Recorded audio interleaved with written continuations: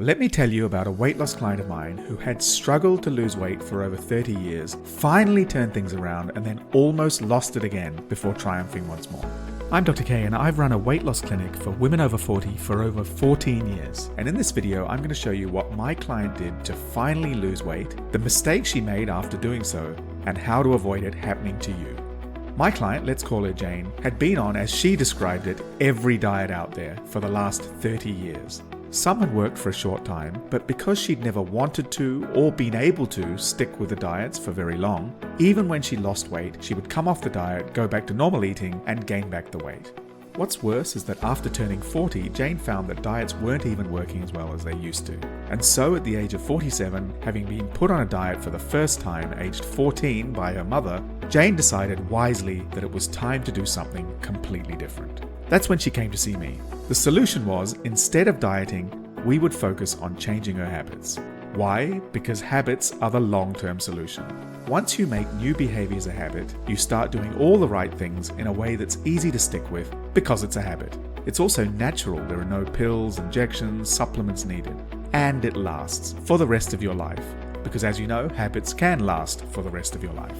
Change your habits and you get long-term, lasting weight loss. So what did Jane actually do to lose weight? I identified various areas of eating habits that we could make changes to, small changes, but increasing those changes over time.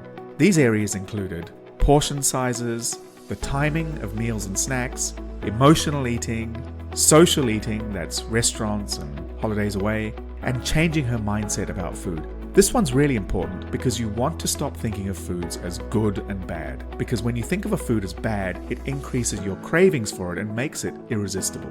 Now these are just 5 areas, but if you looked, you could probably see in your own eating that there are probably just 3 to 5 big areas that you need to focus on. And if you start making consistent changes in a way that changes these habits, it could be transformative.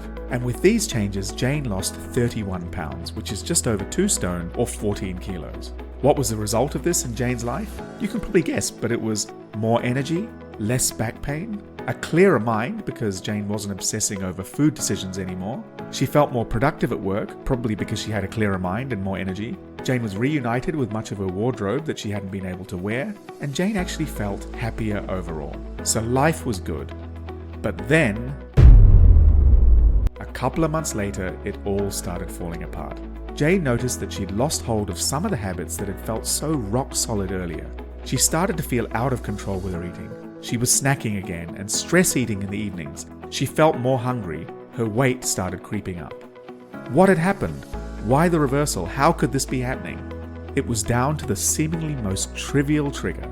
But this trigger is actually the most common reason for weight reversals amongst my clients. And it's something you need to be aware of because it could affect you too. So what was the trigger for all of this? Jane changed jobs. Which raises the question, what? Why would changing jobs be a problem? How could that affect her eating? And how could that undermine all the changes she had made? And later in the video, I'll talk about other events in your life that can have a similar impact that you need to be on the lookout for in case they undermine your weight loss too. I don't think we appreciate how much of a destabilizing force something like changing jobs can be to your habitual behaviors. Changing jobs, especially if it means moving to a new employer or a new location, can mean maybe a different commute, different working hours. This may mean a different schedule, so leaving home and arriving home at different times, which then affects others living in your household, for example, dropping and picking up kids from school. Getting accustomed to the new job may also mean longer hours and more intense work days, at least initially. It may then affect tiredness and sleep, and it may affect routines you had in terms of shopping for food. And different schedules may affect your ability to exercise and work out. And what other clients do at this stage is to start blaming themselves for letting it go off-piste. But it's not a personal failing. It's just the natural effect of the job change and its impact on every aspect of life. Now Jane was smart. She realized within a couple of weeks that it was all falling apart and that it was worth doing something about it earlier rather than later. Jane was able to get things back on track when we identified that it was actually her lunches and sleep that were most impacted by the job change. Once we sorted that out, she was back on track. Now, changing jobs is the most common reason I see this sort of thing happen, but there are other common life events that can have the same sort of impact. Moving house, kids changing school, retirement, working from home, pandemics, house renovations. What this shows is that because eating is such a central part of our lives, eating affects everything in our lives. And everything in our lives affects eating. You want to make sure that other aspects of your life help you to lose weight, not hurt you. So check out this video about 7 self-care habits that help you to lose weight. Number 4 is sometimes the first step clients need to do even before we start changing their eating habits. So I'll see you in the next video.